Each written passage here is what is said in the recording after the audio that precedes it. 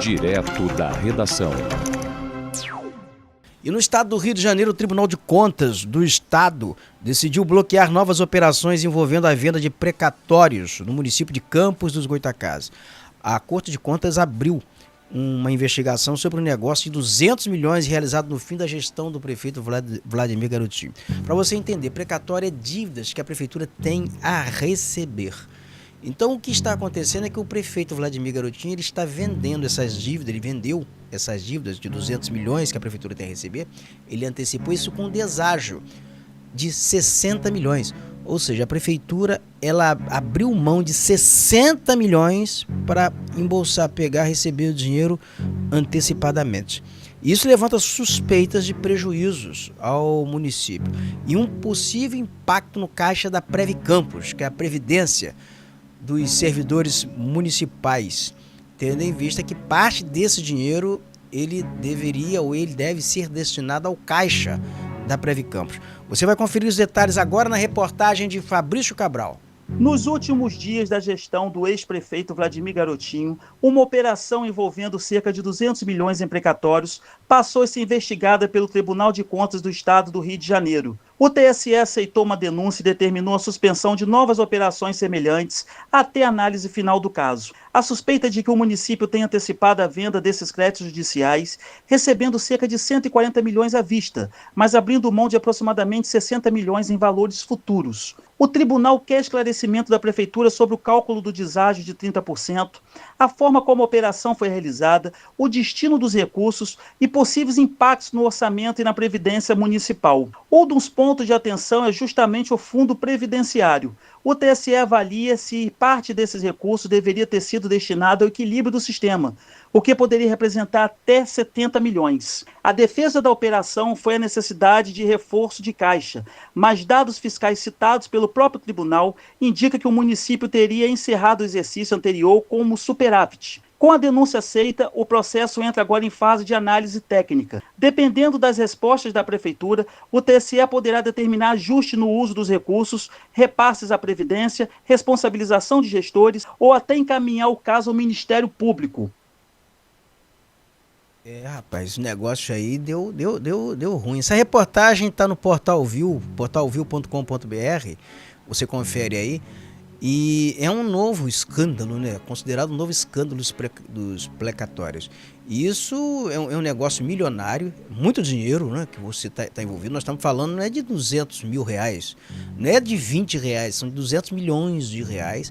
Um deságio aí de mais de 60 ou 60, em torno de 60 milhões de reais. E o negócio foi feito assim a toque de caixa, foi na correria, uma correria muito grande. Fabrício Cabral, autor da reportagem, já está comigo aqui na bancada aqui do direto da redação e a gente comenta aqui essa reportagem a partir de agora. Negócio volumoso, hein, Fabrício? Roberto, é um escândalo, né? Mais uma no governo aí do ex-prefeito Vladimir Garotinho e muitas coisas ainda podem surgir, né?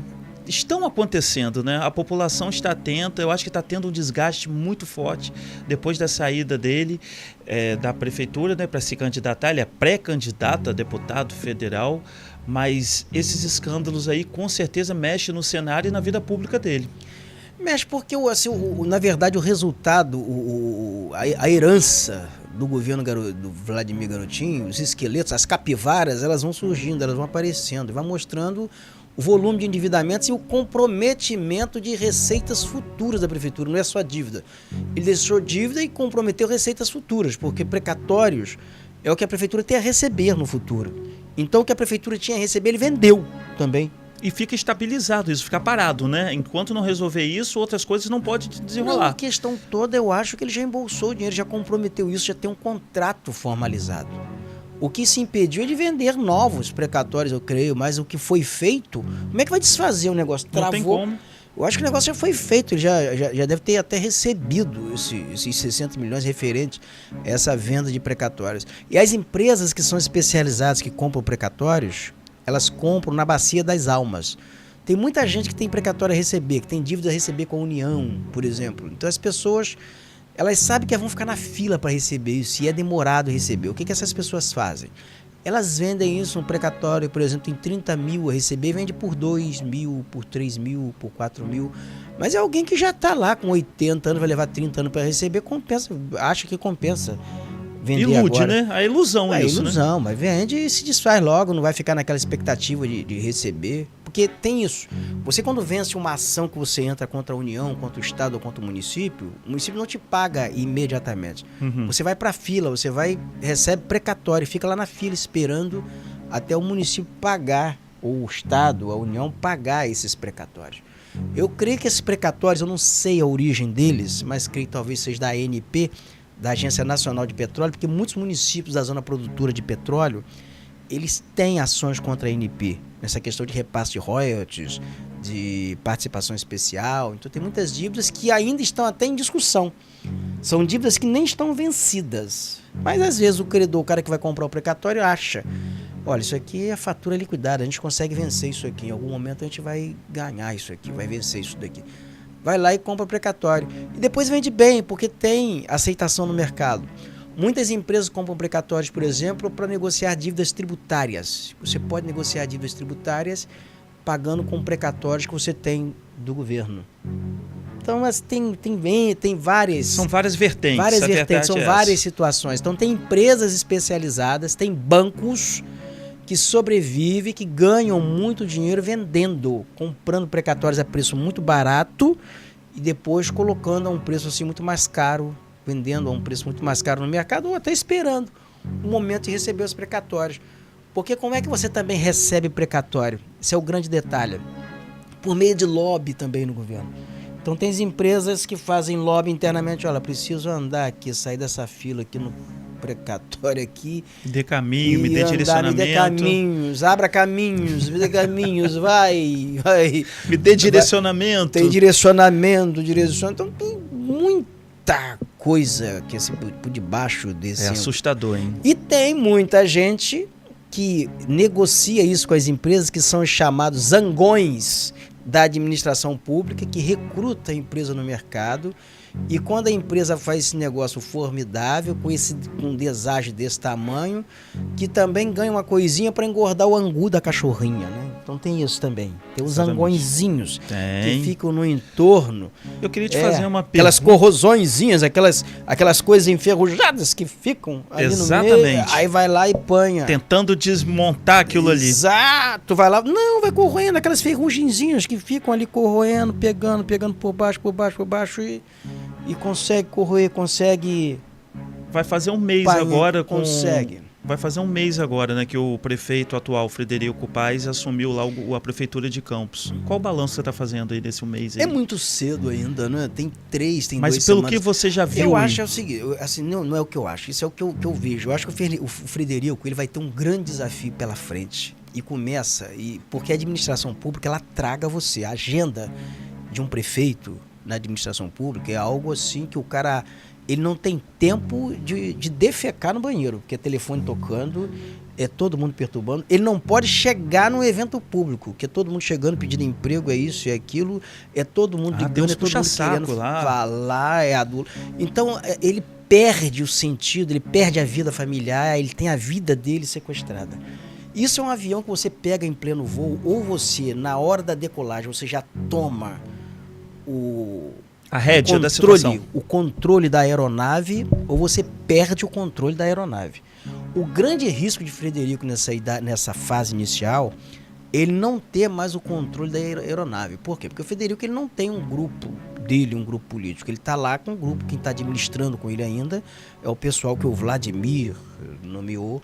Então ele vai ter o grande desafio de montar um grupo, uma equipe técnica, uma equipe confiável, uma equipe dele, nos setores, pelo menos vitais, ou em todos os setores, formar um grupo político dele para ele gerenciar, para ele tocar da maneira dele. Concordo. Porque senão vai ficar aquela coisa externa, vai ficar os corpos estranhos, ligando para um, ligando para outro, ele dá uma ordem, o cara faz outra. Então isso é um desafio que ele vai ter. E ele vai ter também outros percalços no meio desse caminho, porque as pessoas que se autoproclamam donas, que tem isso, né, desse grupo político, em algum momento, se elas forem mal sucedidas na vida, nos projetos delas, ele vai ser o responsável, vão jogar isso na cota dele. Porque político tem essa coisa, a vitória é do político, mas a derrota é sempre de alguém, né? Exatamente. A derrota não pertence ao protagonista no processo. Isso aí. A vitória pertence a quem está protagonizando a disputa. Sim. Mas a derrota não pertence. Nada. Então, é tantos desafios que ele vai ter pela frente.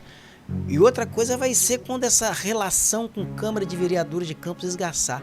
A Câmara de Vereadores de Campos é um antro de famintos, de goelas largas, de goeludos. E cada qual ali tem um umbigo, né? Que olha para o próprio umbigo, acha que ele é a cereja do bolo, ele é o problema mais imediato. E Campos é uma cidade cheia de problemas, Fabrício. Muita coisa, Você Roberto. tem uma fila enorme de pessoas aí que está à espera de cirurgia de catarata que não consegue fazer cirurgia de catarata. Só catarata? Nossa, mãe. Cirurgia, você tem também cirurgia... A única coisa que está funcionando é cirurgia cardíaca, sabia? Eu tive ontem conversando com um paciente que operou o pai dele. O pai dele fez uma cirurgia, o Robinho, eu até gosto muito de Robinho, tá? Eu vou até dar o nome dele, que eu gosto muito dele. Então eu tô sempre molhando as plantas no jardim, ele tá passando, a gente leva um papo, ele falou, cirurgia cardíaca em Campos tá funcionando. Meu pai fez uma cirurgia pelo SUS, abriu a caixa torácica dele, fez lá a porra de safena. Tem cirurgia robótica, mas o SUS não faz a cirurgia robótica. Não, né? Não faz. Não faz. Então abriu a caixa torácica, fez a cirurgia toda, tranquila, já está em casa, está recuperando, funciona. As demais não. Então você tem problema enorme de cirurgia de catarata, você tem pessoas com câncer, para entrar na regulação é um problema sério, saúde é um problema sério. É uma cidade que não tem transporte público regular. Só começar pela consulta. Difícil conseguir uma Difícil consulta. Cadê aquele mutirão que o ex-prefeito falou que ia fazer até hoje? Ninguém fez. Não vai fazer nunca. Um monte de exames, ultrassom, ressonância, tudo. Cadê até agora? E você tem um outro problema de mobilidade urbana e é a apreensão. Você não tem ônibus e está prendendo moto, está prendendo carro das pessoas. Exatamente. Essa indústria de multas de apreensão de motos, moto tem que ser presa. O cara que está empinando moto, tem aquela moto barulhenta, tem que ser levado, tem que ser queimado, tem que ser tirar aquilo de circulação realmente. Agora o cara que está usando, o cara que é Uber, está usando uma moto para trabalhar legalzinho ali, para levar comida para casa, você vai tomar a moto, o único sustento do cara, bicho? Não tem como. As pessoas estão É aí, as pessoas endividadas, isso. O problema de superendividamento das famílias, o cara está com 1 ano de IPVA atrasado, você vai prender o carro do cara, vai jogar o carro do cara no pátio, o cara já não está pagando IPVA, vai ter que ainda arrumar dinheiro para pagar IPVA, vai ter que se endividar para pagar, para pagar a empresa de reboque. Pô, e a gente sabe como é que é essa sacanagem, quem é que está ganhando dinheiro com isso. Então, assim, essas aratacas, essas arapucas, o Frederico ele vai ter que desmontar. E até porque tem coisas que se ele fizer nessa fase inicial, porque o negócio estava tão ruim, porque se ele fizer nessa fase inicial, se ele conseguir dar uma marca dele para coisas simples, ele vai conseguir demarcar território, ele vai conseguir marcar a posição nessa fase inicial. Mas se ele não conseguir demarcar território, se ele não conseguir colocar pelo menos o mínimo da marca dele nessa fase inicial, esse avião depois em pleno voo ele vai ter muita dificuldade de aplumbar. Exatamente.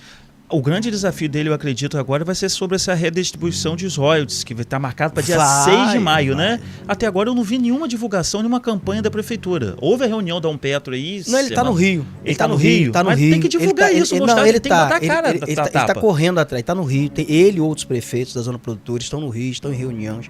Hoje, e vai estar durante a semana no Rio. Os prefeitos estão muito concentrados nisso. Porque preocupa os municípios da zona produtora. Exatamente. Mas ele tem que divulgar isso, não tem? Fazer campanhas. Da redistribuição. Mas o grande problema de Frederico que ele vai ter é interno. Ele vai ter que diferenciar ali secretário que está fazendo gestão, quer fazer negócio. Porque isso é um perigo. Secretário que está ali para fazer lobby, para fazer negócio, para levar, para facilitar as coisas para alguém, para fazer engendrar negócio. Então, esse cara não está de olho em governo, não está de olho em projeto político. E esse é um grande problema, o Fabrício. É o cara que vai para a administração pública, não vai para governar, não vai para gerenciar, não vai para fazer projeto político, não tem projeto para daí a 2 anos para o cara se reeleger, mas está ali para fazer negócio, pequeno negócio, para viver de bateção de carteira. É muita gente querendo aparecer, a verdade é essa. Muita gente, querendo ser mais realista. Status, entendeu? Isso aí foi a reunião que teve, né? Ele tá correndo atrás, Frio, né? Ele tá buscando, tá fazendo, tá se colocando. Porque é muito difícil, assim, o cara que chegou ali, e eu não sei se houve transição de governo com o Frederico. Será que o Frederico sabe o que ele herdou? O Vladimir fez uma transição, Frederico, tem essas dívidas, tem isso. Eu duvido que o Vladimir tenha feito isso com ele. O Frederico vai descobrir muitos esqueletos na hora que começar a abrir o baú. Então tem muitos esqueletos ali escondidos. Muitos problemas começam a brotar daqui a pouco. Que até então Vladimir teve crise no início, no período, não sabia se saía, não sabia se não saía, chorou. O Teatro Trianon virou um teatro, literalmente, um espetáculo à parte. Ele demorou a desencarnar. Nossa, ele demorou a desencarnar. Foi difícil, hein? Suou a camisa, hein? Foi difícil. E daqui a pouco vai haver encheção de saco. O cara vai encher o saco, porque vai ser tanta cobrança em cima dele, coisa que ele não pode atender. Porque tem isso também, né? O cara, quando estava lá, não fez, mas acho que o que sucedeu ele é obrigado a fazer. Exatamente. Tem esse detalhe que precisa ser... Vai começar isso e vai ser...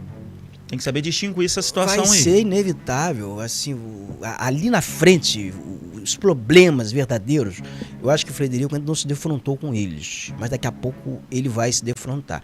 Ele tem experiência em gestão? Tem, porque ele administra uma usina. O Frederico tem méritos. O Frederico reabriu a usina São José, foi por iniciativa dele, com financiamento Fundecam.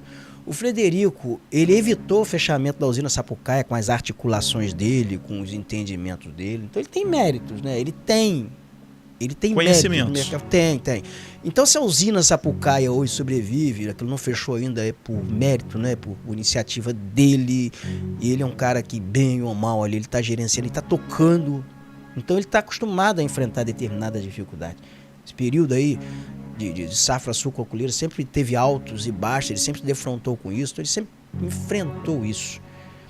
Mas daí agora a administração pública, quando vem a questão política, de relação política com Câmara de Vereadores, com antecessor, com interesses díspares, diversos, com uma cidade que é totalmente viciada no poder público, que ela não se desapega, não desmama, em que o poder público municipal ele é o principal fomentador de negócio. Tem comerciante que acha que a prefeitura tem a obrigação de levar o cliente dentro da loja dele para comprar. Sim. Tem isso. Mas tem isso comerciante foi a fama que foi levada a Campos, né? Foi ao longo sempre dos anos, benemerência.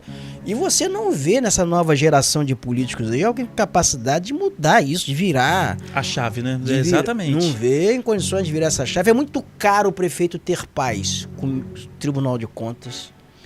É muito caro o prefeito ter paz com o órgão de controle externo. Vladimir sabe quanto isso custa. Sabe o custo disso, não ter problemas com o órgão de controle externo. E acho que essa encheção, essa constatação do Vladimir, o preço que ele teve que pagar para não ter problemas com o órgão de controle externo, foi que talvez o levou à exaustão, à decisão de deixar a prefeitura e ser candidato a deputado federal. Pode ter certeza disso, porque todo mundo sabe o que é conviver e agradar órgão de controle externo, né? Não é fácil, não. Dor de cabeça. Força, Frederico. Que tá tenso, você vai precisar muito. Vai precisar muito.